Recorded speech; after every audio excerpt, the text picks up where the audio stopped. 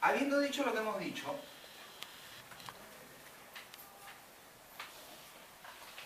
es importante también recordar que todo sacramento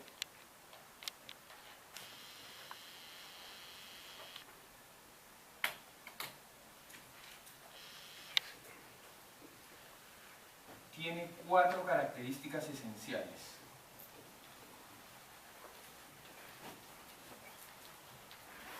La materia, la forma, el ministro y el sujeto.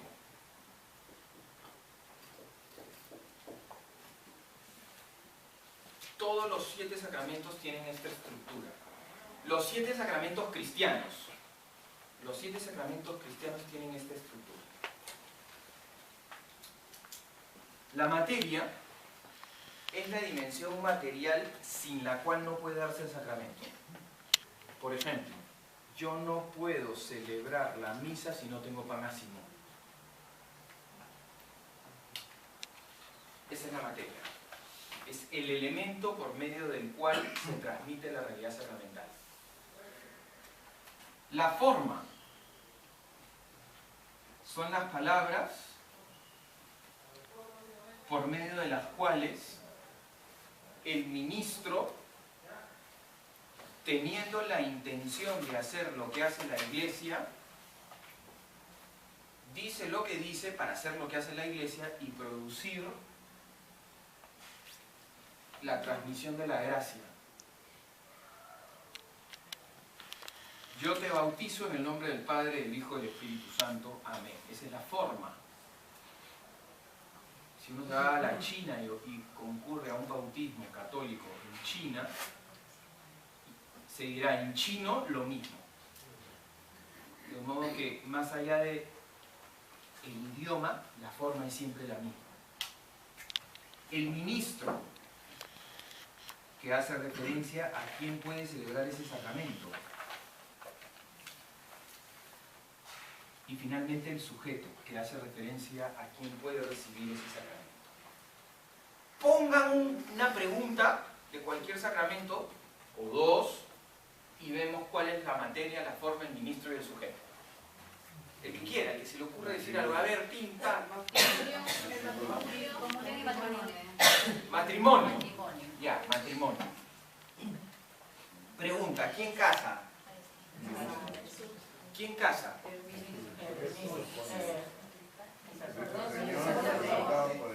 Pregunto de nuevo, a ver, ¿quién casa?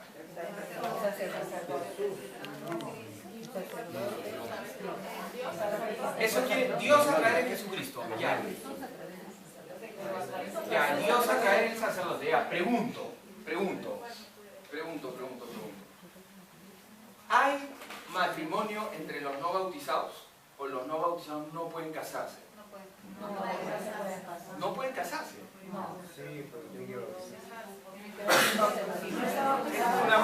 Es una pregunta difícil.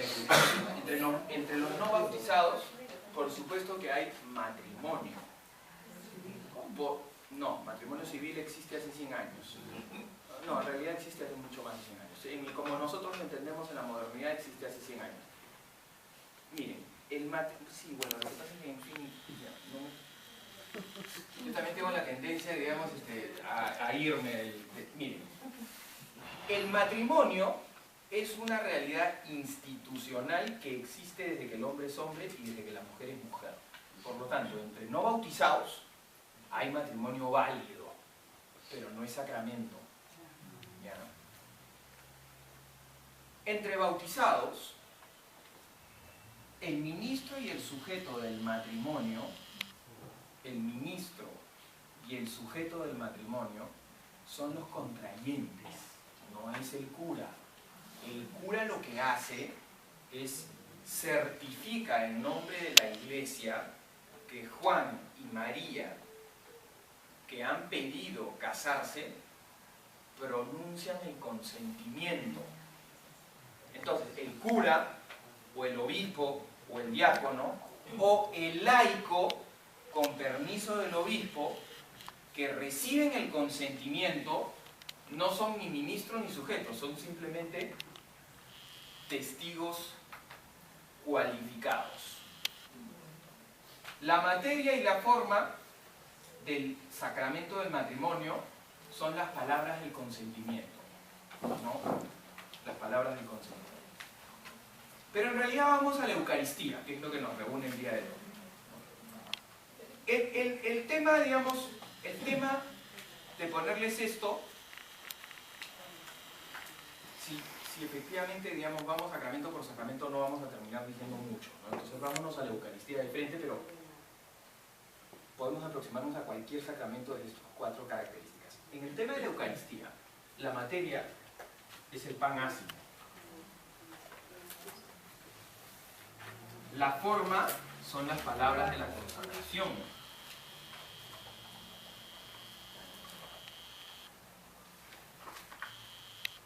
El ministro es el sacerdote. Efectivamente podemos decir que el sacerdote es quien actúa en persona de Cristo. Sí.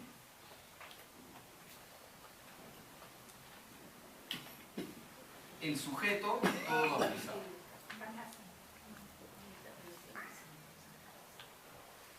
Todo bautizado. Entonces, materia, forma, ministro, sujeto. Pregunta. ¿Qué pasa si un cura que está loco va a una panadería y pronuncia las palabras de la consagración? ¿Hay sacramento o no hay sacramento? ¿Por qué? Ya, y si fuese pan ácimo y se va a una panadería con pan ácimo y pronuncia las palabras de la consagración, ¿hay transubstanciación? A esto se añade una cosa más. Se entiende que tiene que hacer lo que hace con la intención de hacer lo que hace la Iglesia.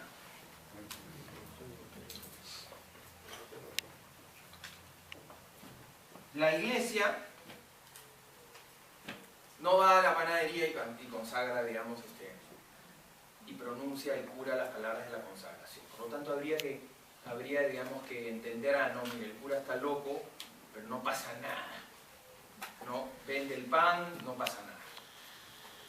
Entonces, la Eucaristía, enseña la Iglesia, contiene todo el bien de la vida de la Iglesia. ¿Por qué? Porque contiene a Cristo mismo. Contiene a Cristo mismo.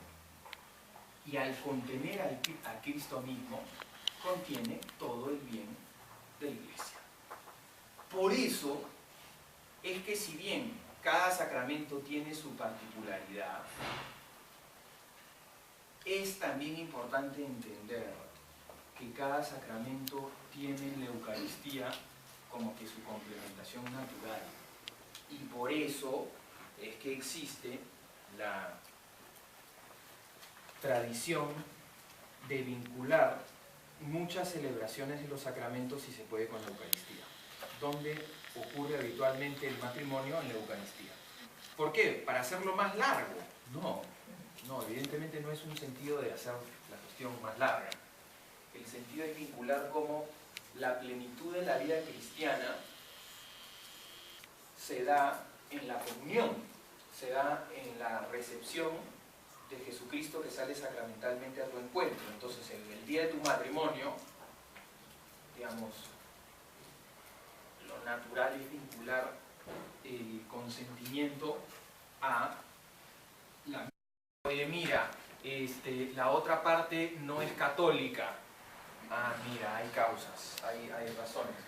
Oye, mira, está enfermo en una cama de hospital. Ah, mira, no es un lugar idóneo para celebrar la misa. Oye, mira, digamos, sabe Dios, digamos. En casos pueden haber siempre miles de millones.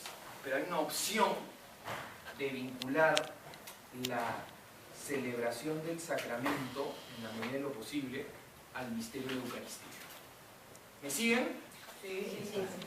Muy bien. La misa tiene una estructura. Esa estructura está dividida en dos grandes partes. La liturgia de la palabra y la liturgia de la Eucaristía. Gracias. Liturgia de la palabra y la liturgia de la Eucaristía. La liturgia de la palabra, en realidad hay dos pequeñas partes subordinadas. Los ritos iniciales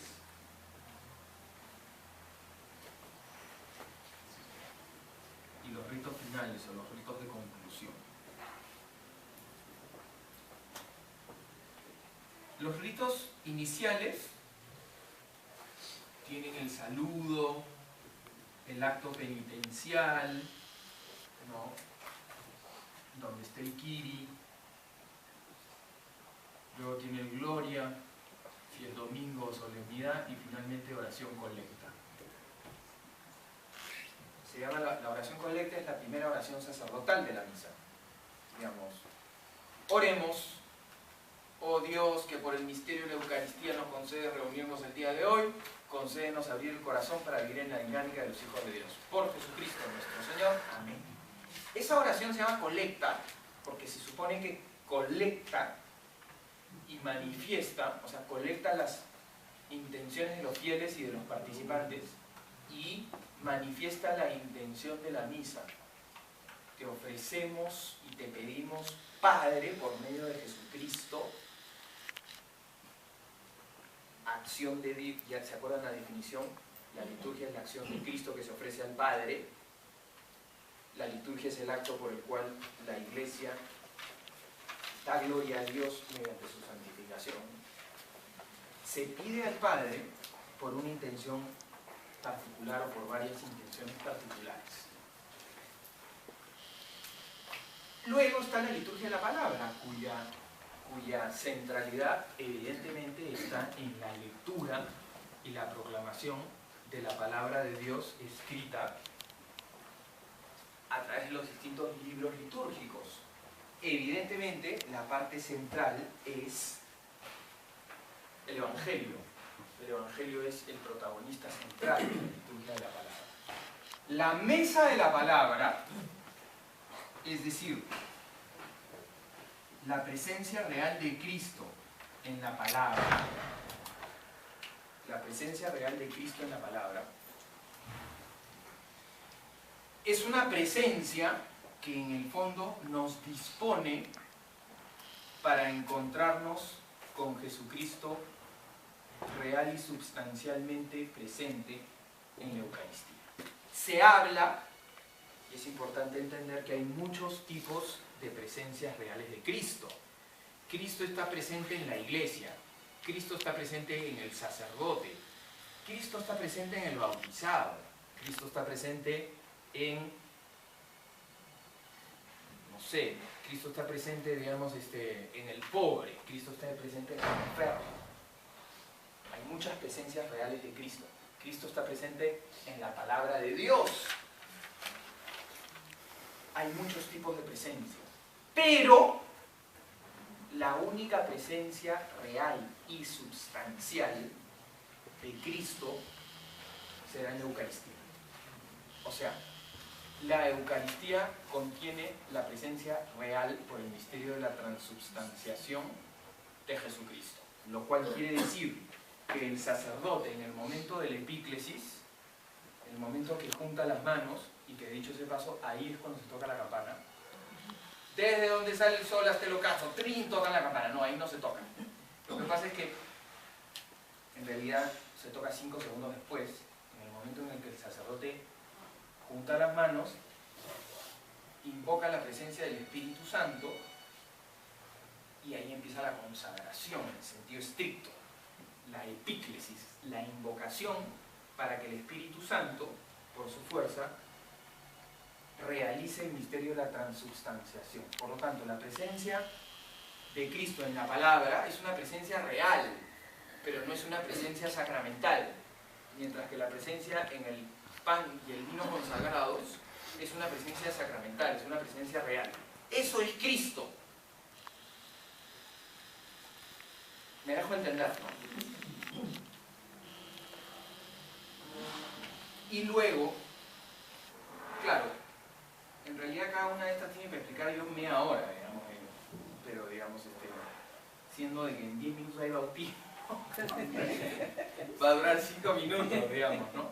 Pero por lo menos para que alguna ideita tenga, ¿no? La idea fundamental es la conciencia de la presencia real de modo sacramental, de modo substancial, por el misterio de la transubstanciación que acontece a partir del epíclesis.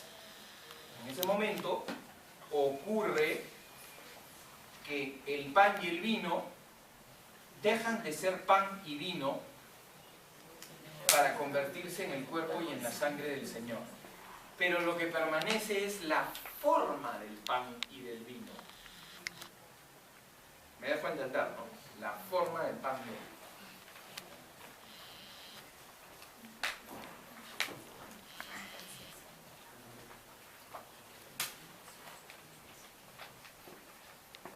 Importante decir algo también distinto, que es, no sé si tiene, esto se va a quedar corto, ya me di cuenta, ¿ya? Pero bueno, está bien, pero digamos, un tema que no me quiero ir sin decirles es, miren, se habla mucho de la participación activa dentro de la misa, y eso es muy cierto, hay que participar en la misa, pero hay distintas maneras, o hay, vamos a decirlo así, modos más o mejor logrados de participar en la misa que otros. Entonces, la participación activa de la misa no puede ser identificada con el hecho de que todo el mundo haga algo en la misa. No puede ser identificada con el hecho de que todo el mundo cante fuertísimo. No, la participación activa no es participación hiperactiva. No es una participación que pone en la acción el referente fundamental. La participación activa es la capacidad nuestra de entender que por el misterio del sacerdocio común, todos nosotros por el bautismo hemos sido incorporados a Cristo en su triple función, sacerdote, profeta y rey. Nosotros participamos en la Eucaristía de modo activo, ofreciendo ese sacrificio de Jesucristo al Padre. Esa es la participación activa. Y la mejor manera de participar activamente es, por lo tanto, conociendo y cultivando la conciencia de lo que estamos haciendo. No necesariamente inventándonos cosas que hacer en un determinado momento para que todo el mundo del grupo haga algo. Hay que hacer un montón de cosas, evidentemente. Nadie dice que no, o sea, es decir, hay que prestar un servicio con espíritu de caridad para pasar la colecta, leer la lectura, dar la comunión, abrir la puerta, recoger la hojita, subir el micro, ¿no? Hay miles de cosas que hacer, pero digamos, entendamos que el sentido fundamental de la participación activa no es tener algo que hacer, sino participar de un modo en el cual yo soy consciente que yo soy parte activa de la asamblea que está ofreciéndose y que está entendiendo que lo que está aconteciendo ahí es el sacrificio hecho en el hoy de nuestra historia, es la reactualización memorial, memoria real, anamnesis de el sacrificio de Cristo en la cruz.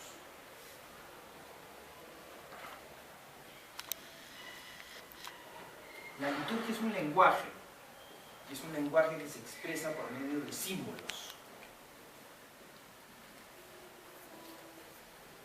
Esos símbolos nos ayudan a entender un misterio. La liturgia es un misterio.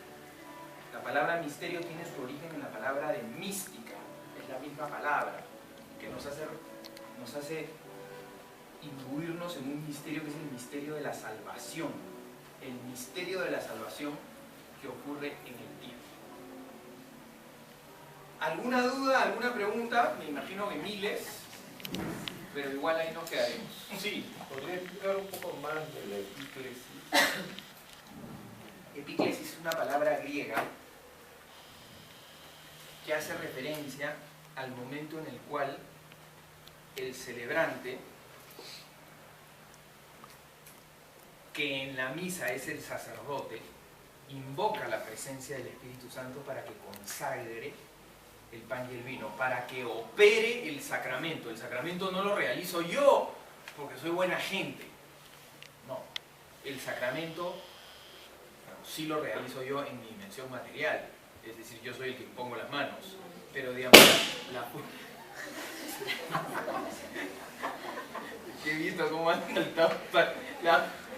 La fuerza de la epíclesis la realiza el Espíritu Santo. Es el Espíritu Santo y es Dios finalmente el que obra el sacramento, ¿no? Entonces, cada sacramento tiene una epíclesis, un momento en el cual es el Espíritu Santo el que se invoca para que opere el sacramento. No es el sacramento, es una operación, como un operador. ¿Cómo? El sacramento, es como un operador. ¿A qué te refieres? En su momento. ¿Quién? Es una invocación al Espíritu. Ah, claro, es una invocación para que realice que la conjunción de la materia, el agua, con las palabras del cura, opere en el sacramento. Es un operador. Por eso decíamos materia, forma, ministro y sujeto. Materia, el agua.